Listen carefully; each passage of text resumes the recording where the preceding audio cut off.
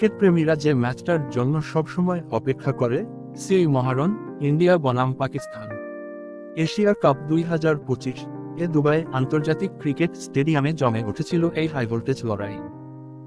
প্রথমে ব্যাট করতে নেমে পাকিস্তানের ব্যাটিং লাইনআপ পুরোপুরি চাপে পড়ে যায় ভারতের দুর্দান্ত বোলিং আক্রমণ।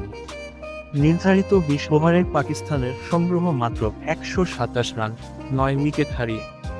দলের হয়ে সবচেয়ে বেশি রান করেন শাহেজাদা ফারহান, 40।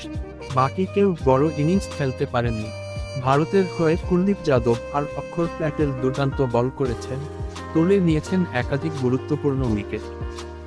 জয়ের টার্গেট ছিল 128 রান, আর সেই লক্ষ্য তারা করতে নেমে ভারতীয় ব্যাটসম্যানরা দেখালেন তাদের ভয়হীন ব্যাটিং। অভিষেক শর্মা জট করলেন শুরুতে, মাত্র 13 বলে করলেন 31 রান। এরপর সূর্যকুমার যাদব থাকলেন অপরাজিত, করলেন 47 রানের দুর্দান্ত ইনিংস। তিলক ভার্মাও দিলেন গুরুত্বপূর্ণ সহায়তা। শেষ পর্যন্ত মাত্র 7 উইকেট হাতে রেখেই ভারত সহজে জয় তুলে নেয় পাকিস্তানের বিপক্ষে।